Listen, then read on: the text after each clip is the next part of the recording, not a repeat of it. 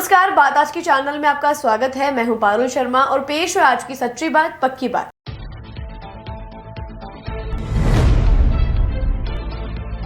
नए एडीजी सचिन मित्तल ने ली संभागीय पुलिस अधिकारियों की बैठक, तत्परता से कर्तव्यों का पालन करने के दिए निर्देश।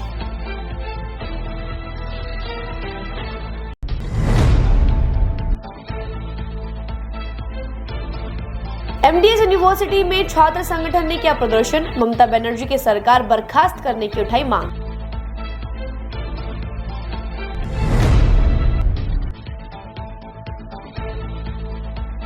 अजमेर में फिर साइबर ठगी का मामला आया सामने, ठग ने लगाई 30.5 लाख की चपत।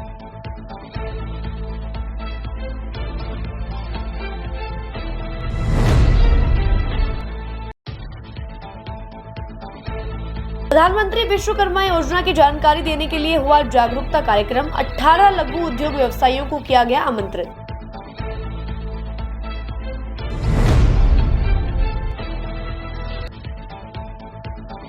फायसागर झील में मिली युवती की लाश, फिलहाल नहीं हो सकी है शिनाख्त।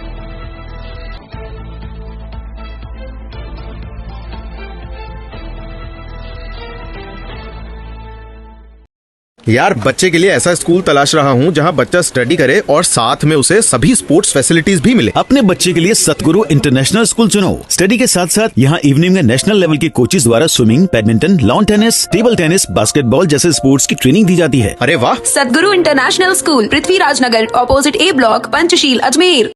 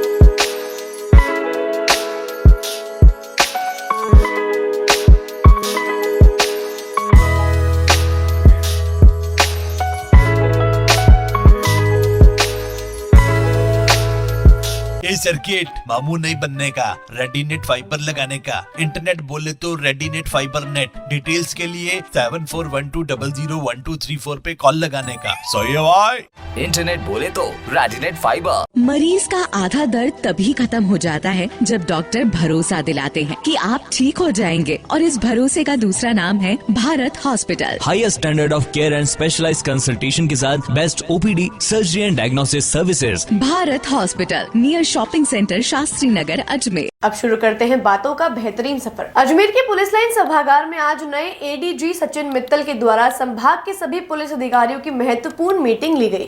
मीटिंग के बाद एडीजी सचिन मित्तल ने बताया कि वर्तमान में साइबर क्राइम को रोकना पुलिस के लिए आज सबसे बड़ी चुनौती बनता जा रहा है। एडीजी मित्तल ने बताया कि हालांकि साइबर क्राइम को रोकने के लिए सभी जिलों में साइबर क्राइम थानों का गठन किया गया है, लेकिन अपराधियों द्वारा नए नए हथकंडे अपनाकर रोजाना टेक्नोलॉजी को अपग्रेड करके अपराध किए जा रहे हैं और जल्द ही पुलिस भी अपग्रेड होकर साइबर क्राइम को पूर्ण तरह से रोकने में कामयाब हो सकेगी। इतना ही नहीं, एडीजी मित्तल ने बताया कि पुलिस मुख्यालय और राजस्थान सरकार की प्राथमिकताओं को राजस्थान पुलिस महकमा किस तरह से बेहतर ढंग से आम जनता को राहत देने का काम करे, यह पुलिस की पहली प्राथमिकता रहने वाली है। हालांकि पुलिस महकमे में स्टाफ की कमी पर एडीजी मित्तल का कहना है कि वर्तमान में सरकार के द्वारा पुलिस महकमे के लिए कोई नए पद नहीं दिए गए हैं, लेकिन जो पुरानी भर्तियां अभी तक लंबित पड़ी हैं, उन्हें पुलिस भर्तियों को जल्द से जल्द करके पुलिस महकमे में स्टाफ की कमी को पूरा किया जाएगा। एडीजी सचिन मित्तल ने अजमेर संभाग के समस्त पुलिस अधिकारियों को आम जनता में पुलिस के प्रति विश्वास और अपराध पर लगाम लगाने के लिए किस तरह की पुलिस की अहम भूमिका रहने वाली है, इसको लेकर भी महत्वपूर्ण दिशा निर्देश जारी किए गए हैं। आज तो एक इंट्रोडक्टरी बैठक है, एसपीज के संग, आईजीज के संग ले रहे हैं बैठक, और एसपीज भी कई चेंज हुए हैं। अभी तो बिल्कुल प्रिलिमिनरी बैठक है, जो पुलिस मुख्यालय और राज्य सरकार की जो प्राथमिकता है, जो उनकी कार्य योजना है, उसमें क्या प्रगति रही, वो बेसिकली असेस करना। मेरी प्राथमिकता नहीं है, जो पुलिस मुख्यालय ने दी हुई है, हमारी जो प्राथमिकता जनवरी के महीने में आ गई थी, उस पर क्या प्रोग्रेस है, और जो डीजी साहब के अभियान चलते हैं, जो राज्य सरकार के निर्देश पर अभियान चलते हैं, उसमें किस जिले की क्या प्रोग्रेस है, ये चीज रिव्यू करेंगे। जी, लगातार नए जिले भी बने हैं, काफी वैकेंसियां होती हैं जो और खाली भी हैं, तो ऐसे में क्या डिमांड या नहीं, अभी हमारी कांस्टेबल की तो भर्ती प्रक्रियाधीन है, उसकी फिजिकल एग्जाम हो चुके हैं और रिटन एग्जाम शीघ्र कराए जाएंगे। सब इंस्पेक्टर्स का भी एक रिक्रूटमेंट हुआ है, तो फिलहाल तो यही चल रहा है रिक्रूटमेंट के फ्रंट। नए जिले में अभी नए पद जब सृजित होंगे उसके बाद ही, अभी नए पद सृजित नहीं हुए हैं नए जिले में। नहीं, अब जो रिसोर्सेज हैं उसी में जो बेस्ट हो पा रहा है, पुलिस विभाग उसकी कोशिश कर रहा है, और साइबर क्राइम अब नई चुनौती है, तो उसको लेकर भी काफी जागरूकता के भी अभियान चल रहे हैं, और हर जिले में एक साइबर थाना भी खुल गया है, उनके लोग भी ट्रेन हो रहे हैं। अब धीरे धीरे इस और गति पकड़ेंगे। पुलिस को भी और ट्रेन होनी चाहिए। हाँ बिल्कुल, साइबर क्राइम में तो और आवश्यक, लेकिन अभी तक नहीं ट्रेन हो रहे हैं। ये तो एक सतत प्रक्रिया है, क्योंकि रोज नई टेक्नोलॉजी आ रही है, तो रोज सीखना होता है।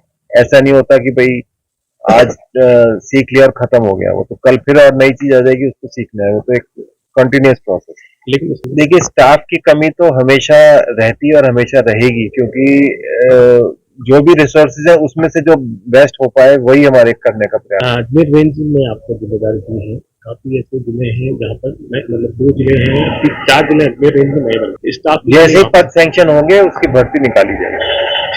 एमडीएस यूनिवर्सिटी में छात्र संगठन अखिल भारतीय विद्यार्थी परिषद के छात्र नेताओं और कार्यकर्ताओं ने आज जोरदार प्रदर्शन करते हुए ममता बनर्जी की सरकार को बर्खास्त करने की मांग की है। पिछले दिनों पश्चिम बंगाल में संदेश खाली पर जिस तरह से टीएमसी नेताओं द्वारा महिलाओं को चिन्हित करके उनके साथ रेप और अत्याचार जैसी घटनाओं की जा रही थी, वहीं इस पूरे मामले पर पश्चिम बंगाल की मुख्यमंत्री ममता बनर्जी की सरकार को लेकर पूरे देश भर में विरोध प्रदर्शन किया जा रहा है। आज इसी को लेकर अजमेर में भी भी अखिल भारतीय विद्यार्थी परिषद के पदाधिकारियों ने MDS यूनिवर्सिटी में ममता बनर्जी के पुतले की शव यात्रा निकालकर यूनिवर्सिटी गेट पर विरोध प्रदर्शन किया।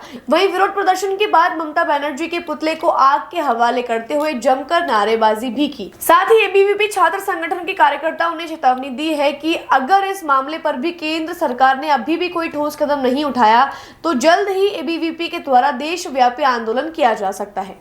आज अखिल भारतीय विद्यार्थी परिषद अजमेर महानगर द्वारा यूनिवर्सिटी के अंदर पश्चिम बंगाल के अंदर जो ममता बनर्जी सरकार है और पश्चिम बंगाल के अंदर जो एक उत्तर 24 परगना जिला है उसके एक संदेश खाली जो जगह स्थान है वहाँ पर कई वर्षों से लगातार महिलाओं के ऊपर अत्याचार हो रहा है, लेकिन एक तुष्टीकरण की नीति करी जा रही है। वहाँ पे सर्वे करवा कर जो एक हिंदू जो समाज है उनकी जवान बहन बेटियों के साथ उनका सर्वे करवा के और TMC की जो कांग्रेस तृणमूल पार्टी है उनके कार्यकर्ताओं द्वारा उनके कार्यालयों पर लाकर बहनों के साथ सामूहिक बलात्कार किया जा रहा है। उसका आज विद्यार्थी परिषद ने ममता बनर्जी की शव यात्रा निकाल के यूनिवर्सिटी के अंदर विरोध और टायर जला के विरोध प्रदर्शन दर्ज किया है। और हमारी ये मांग है कि जो भी ये अभी जो पश्चिम बंगाल का जो समागर जो जिला है जो स्थान जहाँ पे लगातार घटना हो रही है वहाँ पर जो ये घटना है उसकी जांच एक गुस्तरी जांच दी जाए, केंद्रीय एजेंसियों को जांच दी जाए, निष्पक्ष जांच कराई जाए और जो दोषी पाया जाता है उनको उनके खिलाफ सख्त से सख्त कार्रवाई हो। और विद्यार्थी परिषद की मांग है उनको फांसी की सजा सुना जाए।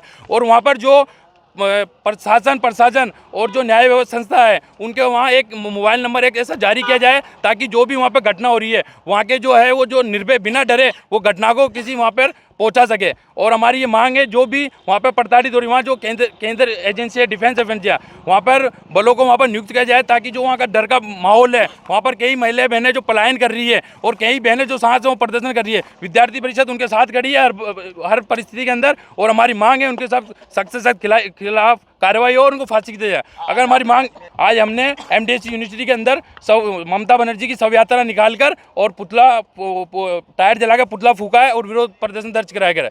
और अगर नहीं होता है तो पूरे आज विद्यार्थी परिषद पूरे देश भर के अंदर ये आंदोलन कर रही है। और अगर मांग नहीं तो इसके अलावा अगर हमारी मांग नहीं आती और दोषों पे कोई नकल नहीं कसी जाती है और उनके सख्त कार्रवाई नहीं होती तो विद्यार्थी परिषद पुनः पूरे देश के अंदर उग्र प्रदर्शन करेगी।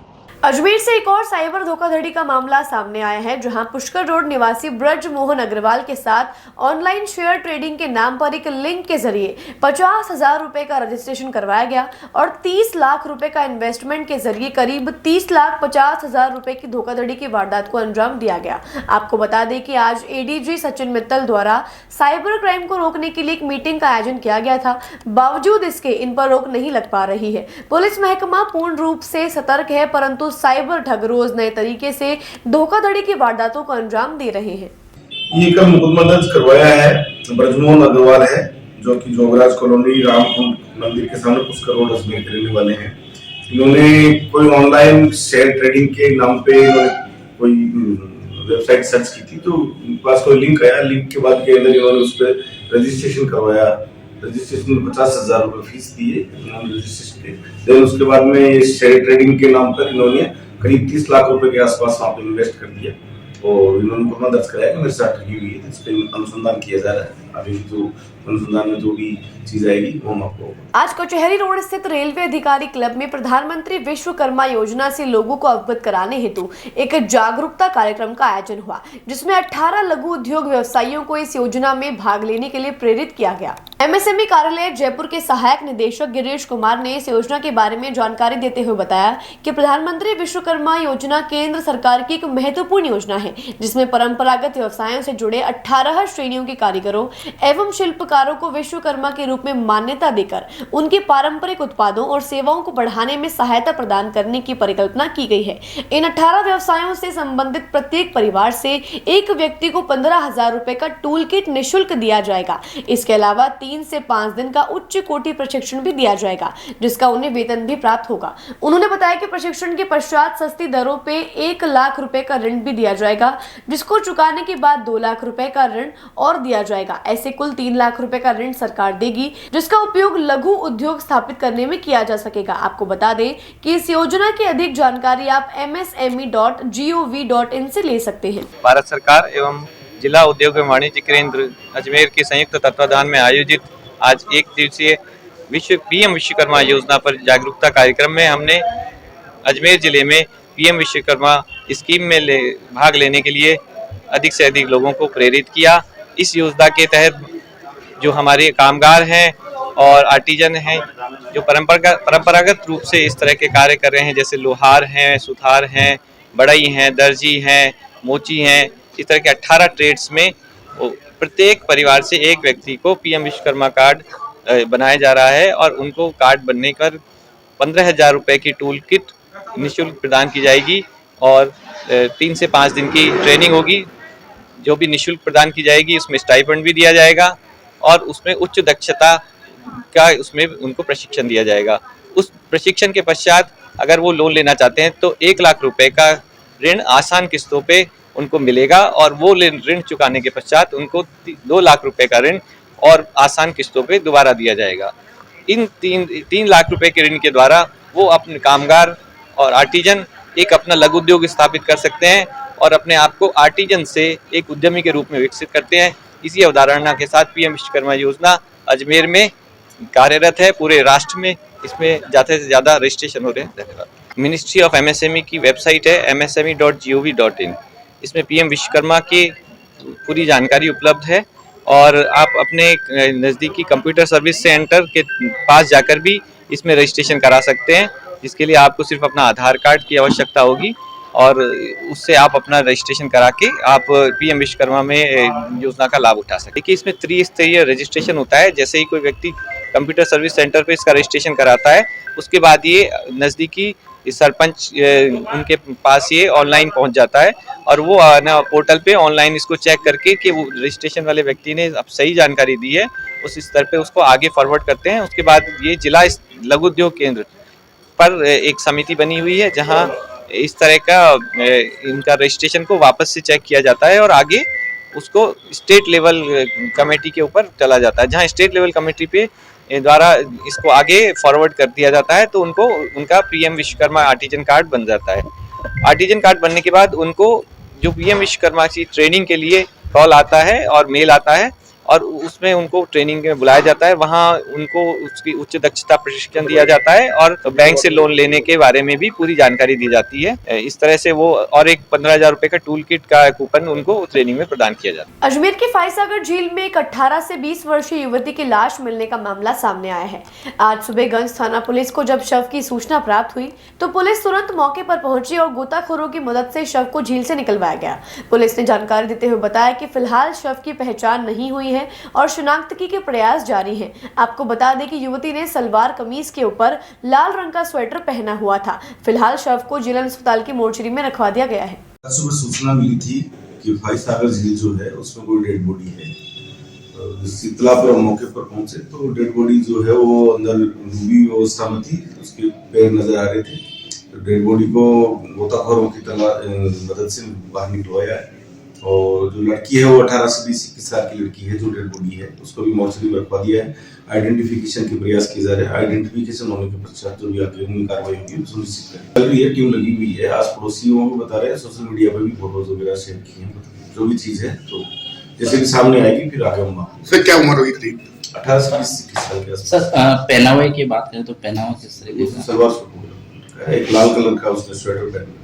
बातों को देते हैं एक छोटा सा विराम। जल्द ही मिलते हैं एक नए सफर पर। यार, बच्चे के लिए ऐसा स्कूल तलाश रहा हूँ जहाँ बच्चा स्टडी करे और साथ में उसे सभी स्पोर्ट्स फैसिलिटीज भी मिले। अपने बच्चे के लिए सतगुरु इंटरनेशनल स्कूल चुनो। स्टडी के साथ साथ यहाँ इवनिंग में नेशनल लेवल के कोचेज द्वारा swimming, badminton, lawn tennis, table tennis, basketball जैसे स्पोर्ट्स की ट्रेनिंग दी जाती है। अरे वाह! सतगुरु इंटरनेशनल स्कूल, पृथ्वीराज नगर, ऑपोजिट ए ब्लॉक, पंचशील, अजमेर।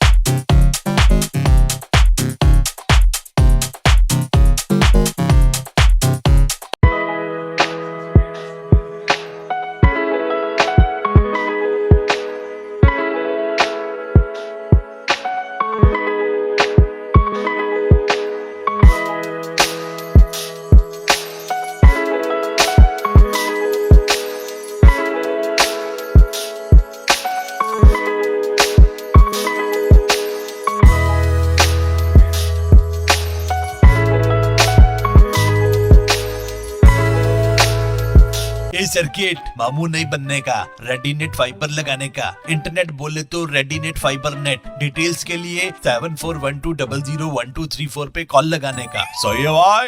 इंटरनेट बोले तो रेडीनेट फाइबर। मरीज का आधा दर्द तभी खत्म हो जाता है जब डॉक्टर भरोसा दिलाते हैं कि आप ठीक हो जाएंगे, और इस भरोसे का दूसरा नाम है Bharat hospital. Highest standard of care and specialised consultation के साथ best OPD, surgery and diagnosis services. Bharat hospital, near shopping centre, Shastri Nagar, Ajmer. एक बार फिर आपका स्वागत है। आइए चलते हैं एक नए सफर पर। अजमेर में बदमाशों के हौसले किस कदर बुलंद हो चुके हैं, इस बात की वानगी एक बार फिर से देखने को मिली है, जहां पर दरगाह थाना इलाके में लाखन कोटड़ी क्षेत्र के जैन मंदिर में बीती रात अज्ञात बदमाश ने पुजारी के सर पर घातक हथियार से वार करके गंभीर रूप से घायल कर दिया। अचानक हुए इस हमले से 70 वर्षीय पुजारी शंकर गंभीर रूप से घायल हो गया और उनके सर और आंखों पर भी गंभीर चोटें आई है। पुजारी पर हुए हमले के बाद क्षेत्रवासियों में दहशत का माहौल व्याप्त हो गया। वहीं लाखन कोटड़ी क्षेत्र में सामाजिक तत्वों के लगे जमावड़े से क्षेत्रवासी आए दिन इस तरह की घटना से दहशत में रहते हैं। इस घटना के बाद फिलहाल पुजारी का इलाज अस्पताल में किया जा रहा है, तो वहीं पुलिस ने भी मामले में मुकदमा दर्ज कर अज्ञात हमलावर की तलाश शुरू कर दी है।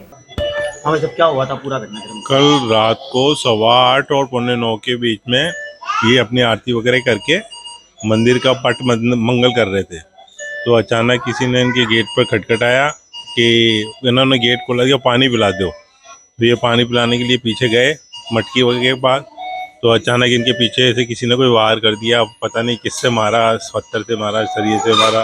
तो इनके 25 यहाँ इमरजेंसी में लेके 25 से टाँके आए हैं इनके। क्या कौन था और क्या कोई चोरी वोरी की घटना थी? नहीं, ऐसी कोई घटना तो नहीं घटी, पर हाँ कोई अननोन पर्सन या कोई वहाँ के जो बैठे रहते हैं आदमी वगैरह, उन्होंने ही कहा कोई ऐसे इसमें की वगैरह या कुछ टाइप का, कुछ कह नहीं सकते क्या है। किस जगह की बात है? ये लाखन कोटरी संभवनाथ भगवान का मंदिर जैन औषधालय के पास। तो रिपोर्ट वगैरह दर्ज हो गई? वो सब करा दी, पुलिस कार्यवाही पूरी हो गई है और आगे पुलिस महकमे ने बहुत सीरियसली लिया है सब्जेक्ट को और वो एक्शन ले रहे हैं। करीब कितनी बजे की घटना है? ये 8:30 और 8:45 के बीच की है। सीसीटीवी भी है? हाँ, सीसीटीवी में चेक कर रहे हैं पुलिस को। हाँ, ये वो भाई साहब बैठा था, मंदिर बंद करता था, तो आइयो के पानी पिला, तो पानी पिला लोटा दीजिए, मैं शरीर मारे हरियत हो गई। कितने लोग थे वो? एक।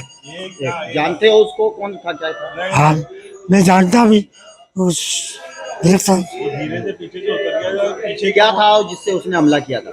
हाँ, हाथ में क्या था उसके? और ये का हरिया। आंखों वगैरह पे भी चोट लगी है आपको? हाँ, मारी होगी ना, तो हो सकता है पत्थर हो, सरिया हो। महाराज आपका नाम क्या है? शंकर। अजमेर के आदर्श नगर थाना पुलिस को कल पर्वतपुरा से एक युवक की लाश मिलने की सूचना प्राप्त हुई। जानकारी के अनुसार भगवानगंज निवासी 21 वर्षीय विशाल गौड़ की पर्वतपुरा स्थित शिव मंदिर के पीछे कुएं में गिरने से मौत हो गई, जिसके बाद पुलिस मौके पर पहुंची और शव को जेलन अस्पताल की मोर्चरी में रखवाया गया। आज शव का पोस्टमार्टम कर शव परिजनों को सुपुर्द कर दिया जाएगा। प्रथम दृष्टया मामला आत्महत्या का नजर आ रहा है। फिलहाल पुलिस मामले की जाँच में जुटी हुई है। निकला था नहाते हुए घर से, संडे था ना कल, इसलिए घूमने के लिए। हमको पता नहीं था, हमसे तो पार्टी करने गया होगा। अच्छा। तो रात को आया नहीं, हमको लगा दोस्त के घर सो रहा होगा। सुबह फोन करा तो उसका फोन स्विच ऑफ आ रहा था। इसके बाद से पता नहीं था इसका कहाँ चल गई। फिर तो कुछ नहीं पता मेरे को, मैं तो काम। क्या नाम है इनका? इसका नाम विशाल। विशाल। आपका नाम? आपका बड़ा भाई? मैं बड़ा भाई हूँ, छोटा भाई है मेरा। छोटा भाई आपका, ठीक है। विशाल नाम है इनका, जो डेड बॉडी है इसकी, है ना? ठीक है सर। कल सूचना पर हमने आदर्श नगर में पर्वतपुरा में शिव मंदिर के पीछे कुएं में से एक विशाल गौड़ उम्र 21 साल निवासी भगवानगंज अजय नगर की बॉडी रिकवर की थी, जिसको मोर्चरी में रखवाया गया था। और आज उनके परिजनों की रिपोर्ट पे कि साहब हमारी बच्चे की जो संदिग्ध मौत है उसकी जांच की जाए, इस पर मोर्चरी में पोस्टमार्टम कराया जाएगा। आगे विस्तृत जांच की जाएगी, जांच से जैसी कार्रवाई होगी वैसी की जाएगी। क्या काम करता है? ये बच्चा मेडिकल स्टोर पे काम करता था। मसूदा थाना क्षेत्र के अंतर्गत ग्राम उत्तमी में भी बीती रात हिंसक जंगली जानवर ने 5 मवेशियों को मौत के घाट उतार दिया। जानकारी के अनुसार उत्तमी के देवीपुरा गांव में बीती रात पीड़ित पप्पू के बाड़े में बंदी 5 मवेशियों को हिंसक जानवर ने अपना निवाला बना लिया। वहीं एक बकरी को घायल अवस्था में छोड़ दिया। जब बाड़े में सुबह देखा तो पप्पू के होश उड़ गए। वहीं घटना की जानकारी वन विभाग को दी, लेकिन वन विभाग की लापरवाही के चलते इस ओर ध्यान नहीं दिया गया, जिसके चलते विभाग के प्रति ग्रामीणों में रोष व्याप्त है। जैसा कि आप सभी को ज्ञात है कि 8 मार्च को अंतर्राष्ट्रीय महिला दिवस मनाया जाता है। इसी तर्ज पर जिला प्रशासन एवं महिला अधिकारिता अजमेर द्वारा 1 मार्च से 9 मार्च तक अंतर्राष्ट्रीय महिला दिवस सप्ताह मनाया जा रहा है। महिला अधिकारिता विभाग की संध्या सिंह ने आयोजन की जानकारी देते हुए बताया कि इस संगोष्ठी में महिलाओं से संबंधित, उनके अधिकारों से संबंधित एवं उनको लैंगिक समानता के बारे में जानकारी दी गई। इतना ही नहीं, महिलाओं को आत्म सुरक्षा के गुर भी सिखाए गए। इस जिला स्तरीय कार्यशाला में पुलिस विभाग, मेडिकल विभाग, महिला एवं बाल विकास मंत्रालय और ICDS से अतिथियों को भी आमंत्रित किया गया, जिन्होंने अपनी उपस्थिति से कार्यक्रम की शोभा बढ़ाई। क्या आयोजन किया जा रहा है? सर, जैसा कि हम जानते हैं कि हर साल हम 8 मार्च को अंतर्राष्ट्रीय महिला दिवस मनाते हैं, पर हमने इस बार इस पूरे सप्ताह को अंतर्राष्ट्रीय महिलाओं के नाम समर्पित करके 1 मार्च से लेकर के 9 मार्च तक महिला दिवस सप्ताह के रूप में मनाया है, जिसमें आज हम यहाँ पर एक परिचर्चा के रूप में सभी सम्मिलित हुए हैं, जिसमें हमारे पास पुलिस विभाग, मेडिकल विभाग और WCD, ICDS, इन सभी से हमारे पास अतिथि आमंत्रित किए गए हैं, ताकि वह इस संगोष्ठी में महिलाओं के सुरक्षा से संबंधित, उनके अधिकारों से संबंधित और सबसे बड़ा जो इशू आजकल चल रहा है जेंडर इक्वालिटी की, जब हम बात करते हैं कि जेंडर बेस इक्वालिटी क्या है, पता ही नहीं है महिलाओं को कि जेंडर बेस इक्वालिटी क्या है, यानी कि महिला और पुरुष के बीच में किसी भी तरह की कोई डिस्क्रिमिनेट नहीं होनी चाहिए। इन सभी मुद्दों पर हम यहाँ पे चर्चा करेंगे। साथ ही साथ हम महिलाओं को आत्मरक्षा के लिए उत्प्रेरित करेंगे, ताकि वे आत्मरक्षा के गुण सीखें, क्योंकि हमारे पास ऐसे बहुत सारे सोर्सेज हैं जिसके थ्रू हम उन्हें आत्मरक्षा प्रशिक्षण भी दे सकते हैं। तो अगर आप सेल्फ केयर के बारे में या सेल्फ रिस्पेक्ट, सेल्फ सिक्योरिटी के बारे में बोलते हैं, तो आत्मरक्षा आज के टाइम में बहुत इंपॉर्टेंट है। इन्हीं सब मुद्दों पर हम चर्चा कर रहे हैं। मैं संध्या सिंह, महिला अधिकारिता विभाग से जेंडर स्पेशलिस्ट। बातों को देते हैं एक छोटा सा विराम, जल्द ही मिलते हैं एक नए सफर पर। यार, बच्चे के लिए ऐसा स्कूल तलाश रहा हूँ जहाँ बच्चा स्टडी करे और साथ में उसे सभी स्पोर्ट्स फैसिलिटीज भी मिले। अपने बच्चे के लिए सतगुरु इंटरनेशनल स्कूल चुनो। स्टडी के साथ साथ यहाँ इवनिंग में नेशनल लेवल के कोचेज द्वारा swimming, badminton, lawn tennis, table tennis, basketball जैसे स्पोर्ट्स की ट्रेनिंग दी जाती है। अरे वाह! सतगुरु international school, Prithviraj Nagar, opposite A block, Panchsheel, Ajmer.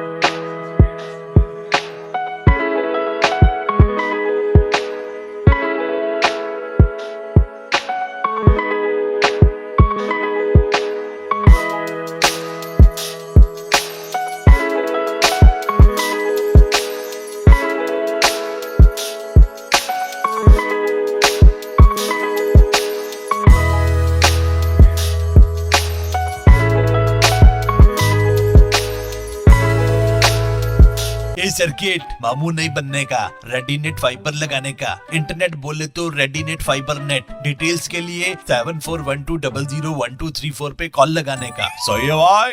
Internet बोले तो रेडीनेट फाइबर। मरीज का आधा दर्द तभी खत्म हो जाता है जब डॉक्टर भरोसा दिलाते हैं कि आप ठीक हो जाएंगे, और इस भरोसे का दूसरा नाम है Bharat hospital. Highest standard of care and specialised consultation के साथ best OPD, surgery and diagnosis services. Bharat hospital, near shopping centre, Shastri Nagar, Ajmer. एक बार फिर आपका स्वागत है। आइए चलते हैं एक नए सफर पर। पुष्कर से एक दुखद घटना सामने आ रही है, जहां नींव की खुदाई करने के दौरान नजदीकी दीवार ढहने से 2 मजदूर दब गए। इनमें से एक मजदूर की मौके पर ही मौत हो गई तथा दूसरे मजदूर को पुष्कर के राजकीय चिकित्सालय लाया गया, जहां प्राथमिक उपचार के बाद उसे अजमेर रेफर कर दिया गया है। पूरा मामला रेलवे फाटक के नजदीक ज्योतिबा फूले सर्किल के पीछे का है, जहाँ निजी जमीन पर नींव की खुदाई का काम चल रहा था। इसी दौरान ज्योतिबा फूले सर्किल की तकरीबन 7 या 8 फीट लंबी दीवार ढह गई, जिसमें 2 मजदूर दब गए। सूचना मिलते ही पुलिस और एम्बुलेंस की टीम मौके पर पहुंच गई। दोनों मजदूरों को निकालने के लिए रेस्क्यू किया गया। जानकारी के अनुसार ज्योतिबा फूले सर्किल के पीछे एक निजी खातेदार की जमीन पर नींव खुदाई का काम चल रहा था। इसी दौरान यह हादसा घटित हुआ। हादसे के बाद ठेकेदार और अन्य मजदूर मौके से फरार हो गए। पुलिस मामले की पड़ताल में जुट गई है। खोदी बट बेलदार है तो अपने दब गया अडार खोदी बिल्कुल। अच्छा अडार खोदी जो भर्ती है वो तो नींव की तो कोई गलती है कोई अडार खोदी जो आप ऊपर दब गया बटे दबी उड़ा। 2 ने, एक ने तो काट ली और एक ने हॉस्पिटल ले गया, एक मौका पर ही मर गया। वॉल के नीचे खुदाई का काम कर रहे थे, एक कॉन्ट्रैक्टर था, उसने उन दोनों को वहाँ एम्प्लॉय किया था और उसमें ये दीवार उनके ऊपर गिरने से एक तो इंजर्ड हुआ है, उसको हॉस्पिटल में एडमिट किया है और सेकंड की ऑन द स्पॉट डेथ हो गई है। तो अभी तो इन्वेस्टिगेशन जारी है।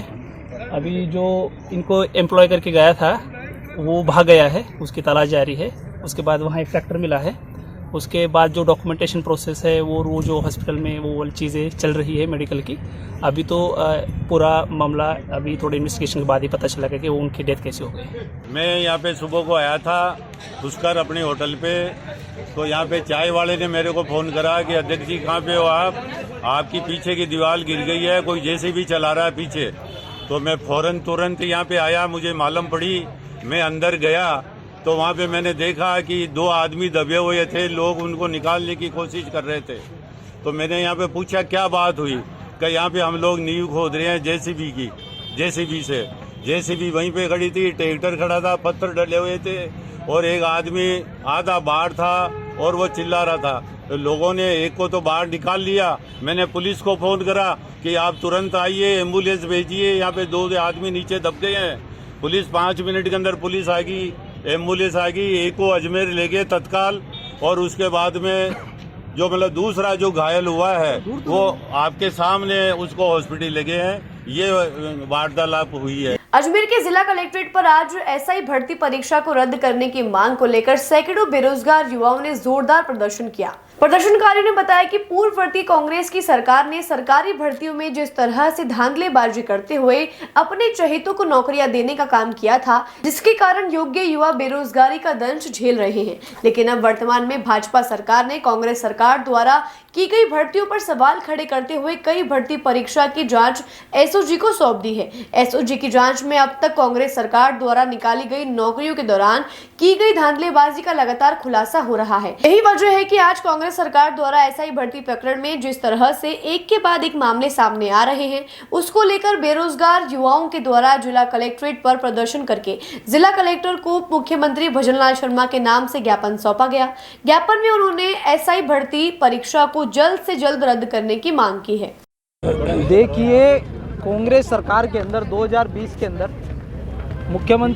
तत्कालीन मुख्यमंत्री अशोक गहलोत जी द्वारा युवाओं को नौकरी के सपने दिखा के उनके जो पेपर बेचे हैं उन्होंने भर्ती परीक्षाओं के माध्यम से, उसकी जो कला खुलती जा रही है, उन मांगों को लेकर आज हम यहाँ आए हैं। उनके द्वारा एसआई भर्ती परीक्षा आयोजित कराई गई, परंतु एसआई के पेपर जिस स्तर पर बेचे गए, जिस स्तर पर उस भर्ती परीक्षा को जल्दबाजी में कराकर अपने चहेतों को नौकरियां दी गई, और आज तत्कालीन भजनलाल सरकार के द्वारा जो एसओजी गठित करके इसकी परत दर परत खुल रही है, उससे साफ जाहिर होता है कि किस प्रकार से राजस्थान के युवा बेरोजगारों के साथ अन्याय हुआ है।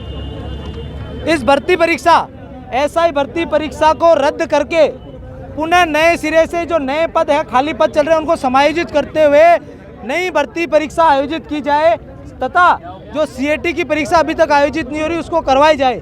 इन मांगों को लेकर आज विद्यार्थियों के साथ प्रदर्शन किया है। हम सरकार से मांग करते हैं कि भर्ती परीक्षा को रद्द किया जाए। मेहनत कर बेरोजगार जो युवा है, जो वास्तव में मेहनत कर रहे थे, जिनको अपना हक नहीं मिला इन पेपर चोरों के कारण, इन दलालों के कारण, वो हक उन्हें दिलवाया जाए और एक गुड गवर्नेंस की मिसाल पेश की जाए। आज जल्द ही अगर इस मांग पे सरकार ने ध्यान नहीं दिया तो अजमेर के अंदर हजारों विद्यार्थियों के साथ मिलकर हम कलेक्ट्रेट पे धरना करेंगे, प्रदर्शन करेंगे और हम मांग करते हैं भजनलाल जी सरकार से कि आप जो दोषी हैं, जो विद्यार्थी आरपीसी ट्रेनिंग सेंटर से जो एसआई बन चुके थे, उन सबको डिबार किया जाए और पुनः सरकारी भर्ती, सभी सरकारी भर्ती परीक्षाओं से वंचित किया जाए। दोषियों को कड़ी से कड़ी सजा हो और जो बुलडोजर जो चल रहा है सरकार का, वो इन ऐसे दोषियों के घर पे भी चला जाए ताकि युवाओं को न्याय मिल सके। किसान का बेटा ऋण लेकर यहाँ शहरों में आता है, यहाँ कोचिंगें करता है, पढ़ाई करता है और वो भर्ती की आस के अंदर बैठा रहता है और फिर उसके साथ यहाँ अन्याय होता है। पिछली सरकार में ऐसे तमाम पेपर आउट हुए जो अलग अलग बार हमने आवाज़ भी उठाई, फिर भी उस पर ध्यान नहीं दिया गया। लेकिन वर्तमान सरकार ने इस मुद्दे को उठाया और एसओजी के माध्यम से इसकी जाँच कराई गई, जिसके अंदर बहुत से लोग इसमें दोषी पाए जा रहे हैं। हम मांग करते हैं कि इस पूरी एसआई भर्ती को रद्द करके पुनः इसको कराया जाए।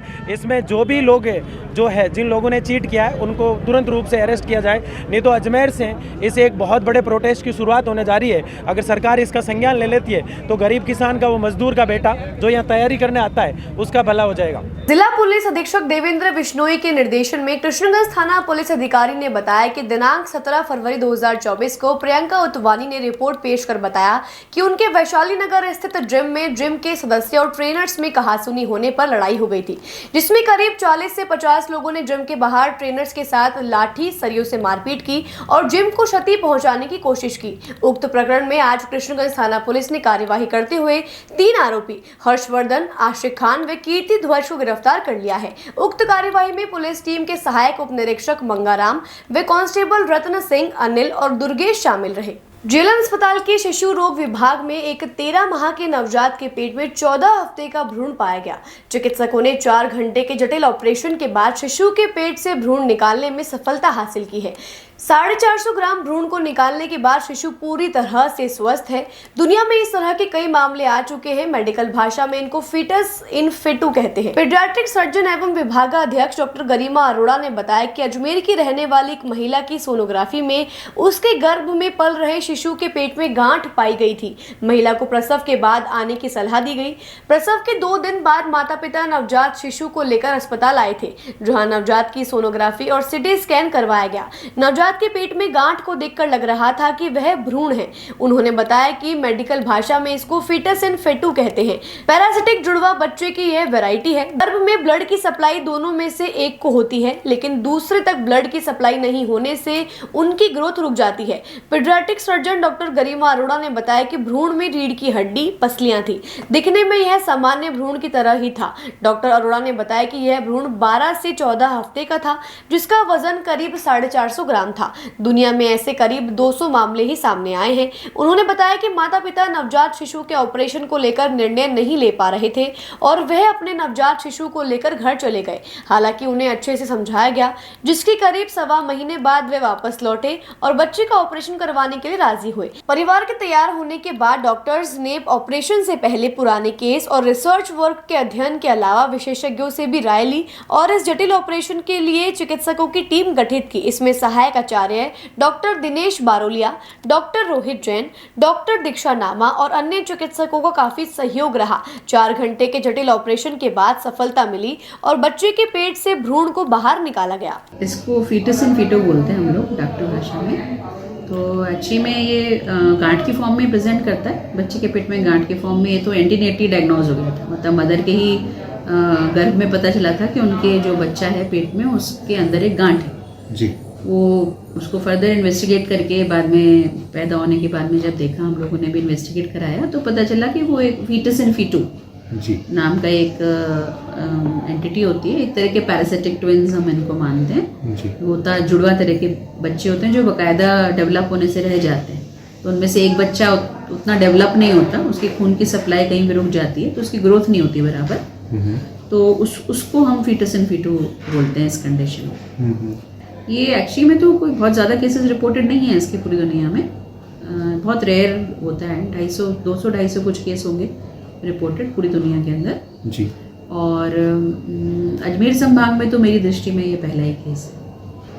वो जब हम लोग सोनोग्राफी कराते हैं, जब उसका इन्वेस्टिगेशंस कराते हैं, सीटी स्कैन कराते हैं, तो उनमें कुछ फाइंडिंग्स होती हैं जिससे हमको अंदाज लग जाता है कि इसमें वो एक और बच्चा है जी, है ना। कुछ पर्टिकुलर फाइंडिंग्स होती हैं, जैसे इस तरह की जो गांठ होती है इसमें आपको पूरा वर्टेब्रल कॉलम दिख सकता है, जैसे कि इस बच्चे में पूरा रीढ़ की हड्डी दिख रही थी, जो गांठ थी उसमें रीढ़ की हड्डी दिख रही थी, तो हमें पहले ही अंदाज था कि ये फीटस इन फीटू हो सकता है। नहीं, एक्चुअली में तो गांठ तो हम निकालते ही होते हैं, ऐसा नहीं है कि ये तो काम है हमारा, लेकिन बस ये है कि थोड़ा सा ये रेयरिटी होती है तो उसमें हम थोड़ा सा स्टडी को थोड़ा रिसर्च कर लेते हैं, थोड़ा पेपर्स पढ़ते हैं, चीज़ें देखते हैं, पहले लोगों ने क्या किया है, कुछ स्पेशल प्रिकॉशंस तो नहीं रखने हैं निकालने में, निकालने के बाद में क्या प्रिकॉशंस रखने हैं, वो थोड़ा सा उसको स्टडी किया, थोड़ा रिसर्च किया, क्योंकि ये रोज़मर्रा का केस तो नहीं है, तो थोड़ा देखा उसको, रिसर्च पेपर्स को जो पहले केसेस किए हैं लोगों ने उसको भी देखा और फिर प्लान करके ऑपरेट किया। हाँ, पहले थोड़ा सा हेसिटेंट थे वो इस वजह से नहीं कि भ्रूण है, इस वजह से नहीं, वो इस वजह से कि उन्हें लग रहा था कि बच्चा बहुत छोटा है तो वो ऑपरेशन टॉलरेट नहीं कर पाएगा, ऐसा ज़्यादातर सभी माता पिता को ये थोड़ा सा डर होता है। उन्होंने थोड़ा सा कन्विंस किया, समझाया कि ये गांठ है तो अपने आप से नहीं जाएगी, उनको ये मन में फीलिंग होती है, कई लोग बोलते हैं थोड़ा तो रुक जाइए अपने आप ठीक हो जाएगी वगैरह वगैरह, तो वो सोचते हैं शायद नहीं करवाना पड़े, तो उनको मगर ये हमने बता दिया था कि अपने आप नहीं जाएगी, आप चाहे भी कराइए कभी भी करवाइए, आपको निकलवाना ही पड़ेगा, और जब तक पेट में रहेगा आपको चिंता रहेगी, तो आप मन बना के आइए। तो वो लोग ने घर में बैठ सोचा होगा, विचार विमर्श किया होगा घर वालों से, फिर वो लौट कर आए, करीब 1.5 महीने में करा हम लोगों ने ऑपरेशन। 1-1.25 महीने आ गए थे बाद वो कि हमें करवाना है। अंदाज में तो 400 ग्राम करीब वज़न था, और एक बार को उसको हम ये होता है कि इतने ग्राम के वज़न लंबाई चौड़ाई के हिसाब से एक अंदाज़ लगाते हैं कितने वीक का रहा होगा, तो करीब 12 वीक का तो रहा ही होगा वो भ्रूण। और एक्सरे वगैरह कराया था तो उसको उसमें हमारे को रिब्स बनी हुई थी, वर्टेब्रल कॉलम पूरा बना हुआ था, जो कैरेक्टरिस्टिक होता है फीटस इन फीटू का, वो सब उसमें था। आज के लिए बस इतना ही, कल फिर होगी आपसे मुलाकात, तब तक के लिए दीजिए इजाजत, नमस्कार।